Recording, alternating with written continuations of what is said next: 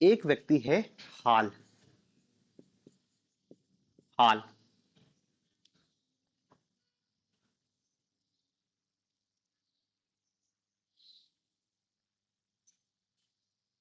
हाल ने एक किताब लिखी है जिसका नाम है गाथा सप्तसती। गाथा सप्तसती। गाथा सप्तसती, जो प्राकृत भाषा में लिखी गई किताब है। प्राकृत भाषा में लिखी गई किताब है। और एक और व्यक्ति है गुणाढ़।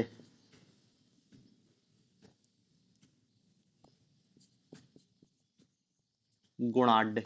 गुणाढ़ की ने लिखी है वृहत कथा। वृहत कथा। और ये भी प्राकृत भाषा में लिखी हुई है। ये भी किस में लिखी हुई है? प्राकृत भाषा में लिखी है।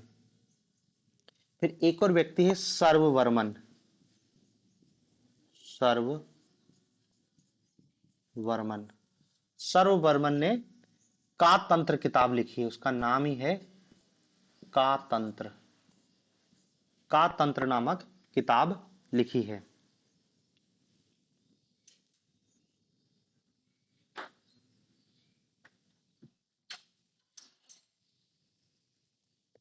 तो ये तीन नाम याद रखना। अब देखो यहाँ पर क्या है, इनका उल्लेख मिलता है, इनका सेनापति था, श्रीलंका की विजय करता है, तो फिर वो केवल क्या है, कहानी का उल्लेख है, किताब के सामने की जो कहानी रहती है उनका उल्लेख है। बाकी इतिहास में कोई इनका ऐसा एविडेंस नहीं है कि इनने युद्ध लड़ा था।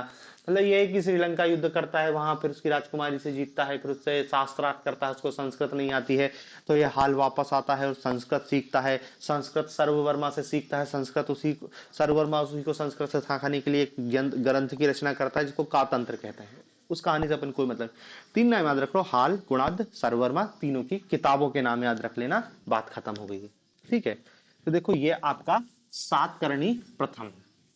सातकर्णी प्रथम के बाद जो शासक बना है वो है गौतमी पुत्र सातकर्णी। गौतमी पुत्र सातकर्णी। गौतमी पुत्र सातकर्णी।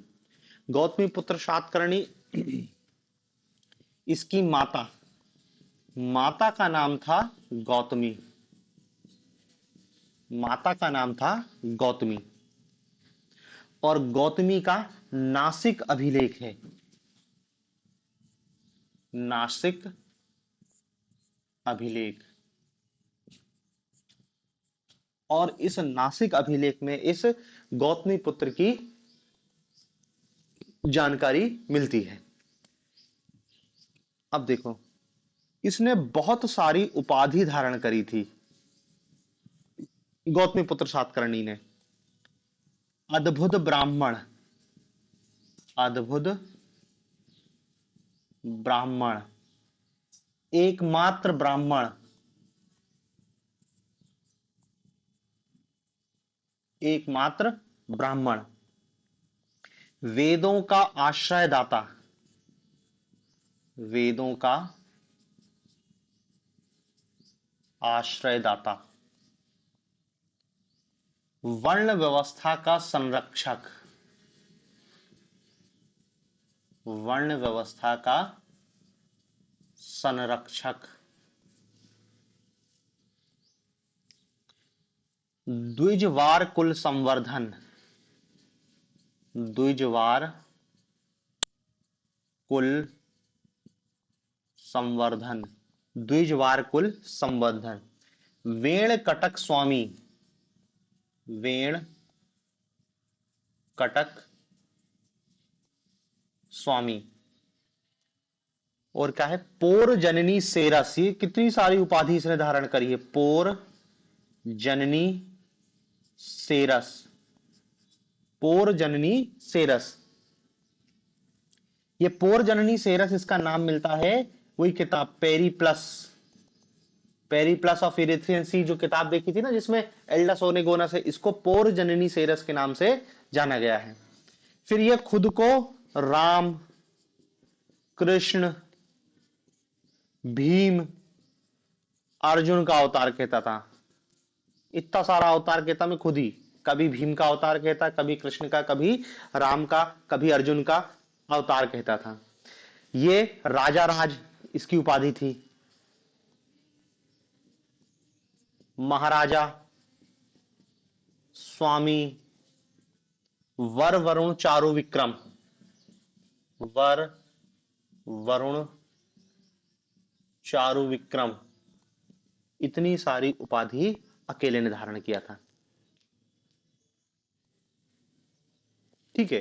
फिर इस गौतमी पुत्र सातकर्णी की सबसे बड़ी उपलब्धि है कि इस गौतमी पुत्र सातकर्णी ने शक शासक नहपान को हराया था। नहपान को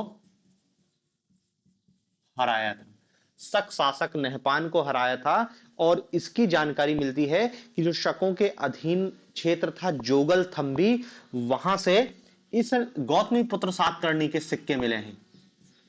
जोगल थंबी से इसके 8,000 सिक्के मिले हैं। मतलब सिक्कों में एक तरफ नहपान का नाम है और दूसरी तरफ गौतमी पुत्र सातकर्णी का नाम मिलता है। मतलब पहले यही होता था कि शासक जब किसी क्षेत्र को जीत लेता था तो या तो अपने नाम के सिक्के चलवाता था, और नहीं तो एक साइड उसका जो अधिपति शासन करता है और एक साइड खुद का नाम लखवाता था। फिर इस गौतमी पुत्र सातकर्णी ने नासिक के बौद्ध संघ को, नासिक के बौद्ध संघ को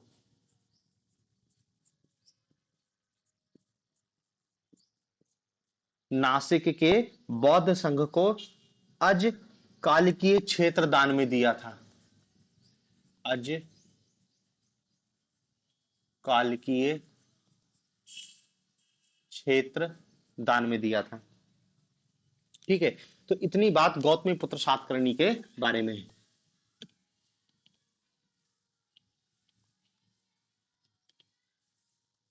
अगला नाम इसमें है वशिष्ठी पुत्र पुलवामी।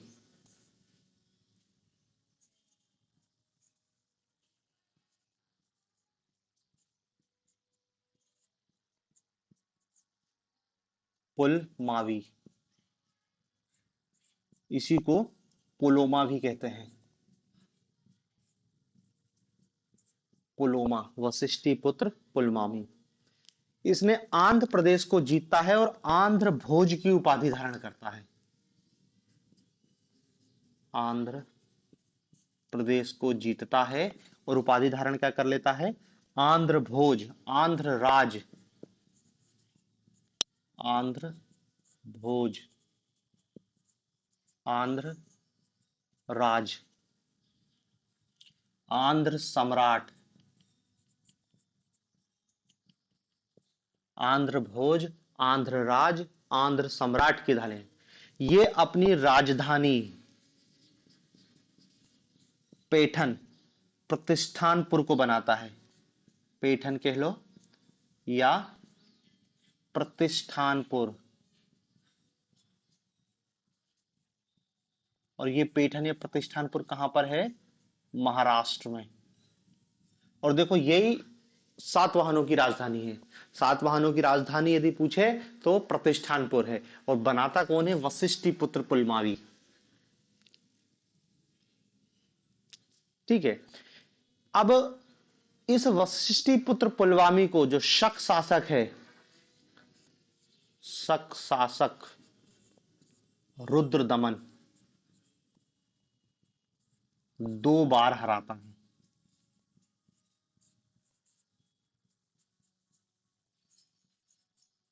2 बार हराता है और इनसे वैवाहिक संबंध स्थापित करता है। वैवाहिक संबंध स्थापित करता है। ठीक है। अपने लड़की का विवाह इसके छोटे भाई शिवश्री सातकर्णी से कर देता है। तो आपको याद रखना है कि इसने ये रुद्रदमन से पराजित हुआ। इसके पहले वाला शासक शक शासक नहपान को पराजित करता है और ये वाला शासक शकों से पराजित हो जाता है। फिर इसके सिक्कों में 2 पतवार वाली नाव का अंकन किया गया है। 2 पतवार वाली नाव का अंकन किया गया है। दो पतवार वाली नाव का अंकन किया गया है वशिष्ठी पुत्र पुलवामी के सिक्कों में। इसने अमरावती के स्तूप का निर्माण करवाया। अमरावती के स्तूप का निर्माण करवाया। अमरावती के स्तूप का निर्माण करवाया। ठीक है। इस वशिष्ठी पुत्र पुलमावी के बाद बैठता है शिव श्री सातकर्णी। कोई काम का नहीं है। अगला जो मेन शासक जिसके बारे में कुछ याद रखना है, यज्ञ श्री सातकर्णी। यज्ञ श्री सातकर्णी। यज्ञ श्री सातकर्णी। अब क्या है, इसने अपने सिक्कों में नाव व जलयान का अंकन किया है।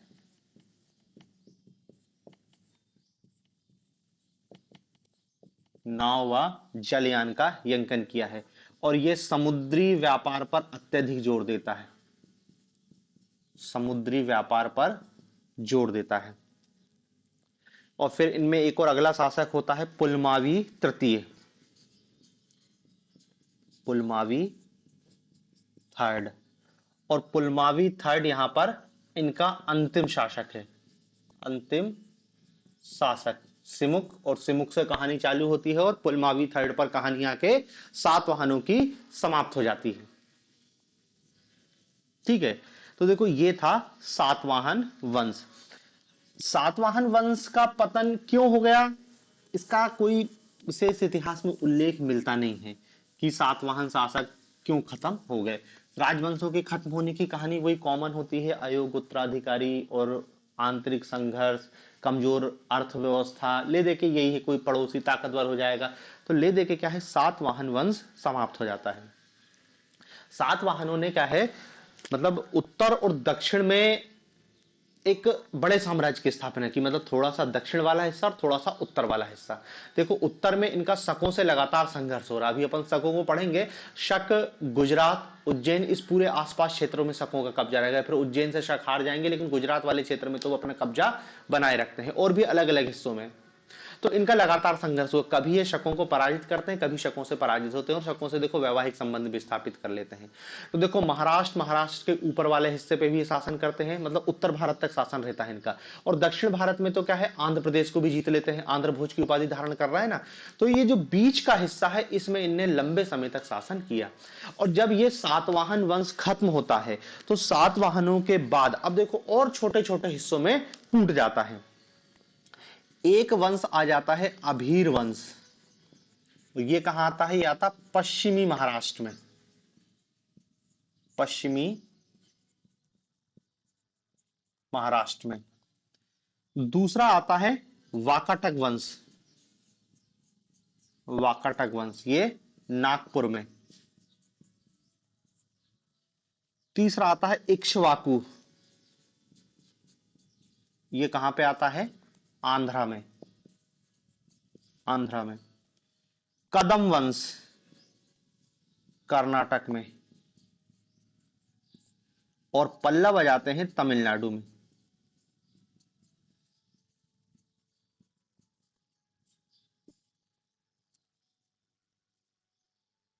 ठीक है। और एक नागवंश का भी हमको देखने को मिलता है। नागवंश ये अपने मध्य प्रदेश के बघेलखंड क्षेत्र में। बघेलखंड में। तो देखो महाराष्ट्र के आसपास जब सातवाहनों का पतन हुआ तो इतने सारे हमको छोटे छोटे राजवंश दिखाई देते हैं। अब देखो सातवाहनों के संदर्भ में एक दो पॉइंट और याद रखना कि जो सातवाहन वंश है वो क्या है, मात्र प्रधान वंश है। मात्र प्रधान वंश। लेकिन इसमें एक चीज और याद रखना कि मात्र प्रधान वंश है इसका मतलब ये नहीं है कि माताएं सत्ता में भाग ले रही हैं। माताओं को सम्मान दिया जा रहा है और राजा अपने नाम के आगे अपनी माता का नाम लगा रहा है। और उससे प्रमाण मिलता है गौतमी पुत्र सातकर्णी, वशिष्ठी पुत्र पुलवामी, मतलब माता का नाम पहले और फिर अपना नाम वो जोड़ रहा है। तो इससे बस नाम के लिए माता प्रधान, बाकी ऐसा नहीं है कि माता शासन कर रही है। शासन तो पुरुष ही कर रहा है, और पुरुष के बाद उसका उत्तराधिकारी उसका लड़का बन रहा है। लेकिन हाँ, कहने के लिए सम्मान की दृष्टि से माता का नाम अपने नाम के आगे लगा रहे, तो हमने तो लिख लिया मातृ प्रधान है वो। दूसरा, इस सातवाहन वंश की जानकारी मत्स्य पुराण में मिलती है। मत्स्य पुराण में इनकी जानकारी मिलती है। फिर इन जो सातवाहन है, सातवाहन को जो राजकीय प्रतीक था वो था चैत्य। चैत्य, अब देखो राजकीय प्रतीक चैत्य है, लेकिन अपने आप को ये ब्राह्मण कह रहे हैं, बड़ी बड़ी उपाधि धारण कर रहे हैं ना, ब्राह्मण संरक्षक और हिंदू धर्म के उत्तर, और राजकीय चिन्ह प्रतीक मतलब थे तो ब्राह्मण, लेकिन बौद्ध धर्म को भी इन्हें संरक्षण दिया है। और इनको दक्षिण भारत में साम्राज्य स्थापित करने का श्रेय जाता है। कहां पर? दक्षिण भारत में। दक्षिण भारत में साम्राज्य स्थापित करने का श्रेय इन सातवाहनों को ही जाता है। तो देखो, मौर्य उत्तर काल में जो देसी राजवंश है उनमें इतने लोग हमको दिखाई देते हैं।